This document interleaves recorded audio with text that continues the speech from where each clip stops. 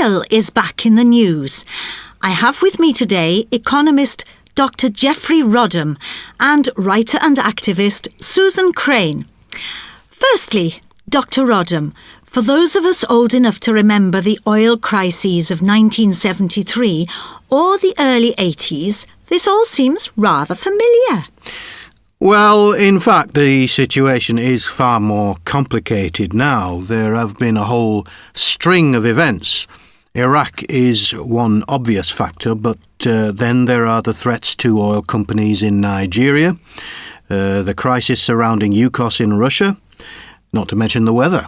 The weather? Yes, the hurricanes in the Gulf of Mexico over the summer have affected US supplies and contributed to the sort of prices we're seeing at the moment.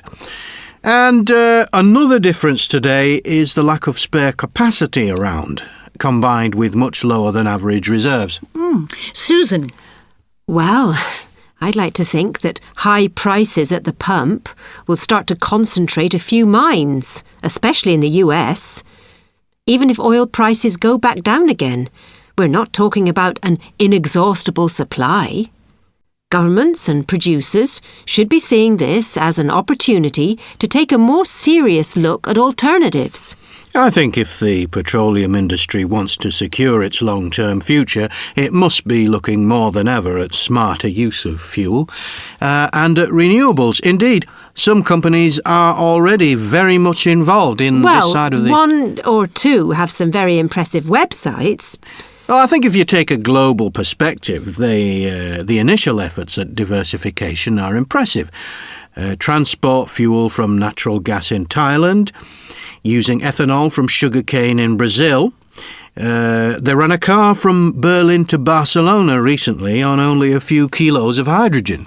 I'm encouraged by the European bus project at the moment, which also uses hydrogen fuel cells, and the only waste product is water. It's a good example of where oil companies and car manufacturers working together can produce an imaginative solution to future transport needs. How about solar power? Is it a commercial proposition for the multinationals yet? Well, in Europe, they are involved in solar panel production and providing solar power to run service stations that can be sold to and bought back off the electricity grid. And then in Asia, they're helping local communities in the Philippines or Sri Lanka, for example, to get electricity from photovoltaic cells, where before they had no access to energy at all. Our friends, the Americans, could learn a thing or two from these types of initiative.